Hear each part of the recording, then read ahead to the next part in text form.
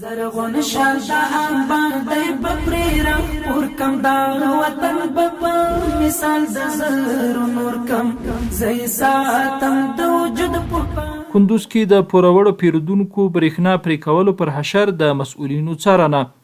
د کندوز برېښنا حوزې ریاست رهبرۍ دغه ولایت کې د ټولو پوروړو پیرودونکو برېښنا پرې کولو حشر بهیر له نږدې وڅارلو ترڅو د بشپړې روڼتیا له مخې پرته له هیڅ استثنا د پوروړو پیرودونکو برېښنا پرې شي.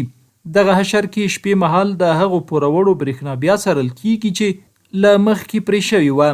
که څه هم په تیر کې دلته د زورواکو شتون له امله د برېښنا پرې کول تخنیکي کارکوونکو ته د ژوند په بیه تمامېده، خو اوس د ټولو پوروړو پیرودونکو برېښنا پرې کول په نورمال ډول ترسره کیږي او د برېښنا ځایي مسؤلین هم پرې بشپړ او کره نظارت کوي.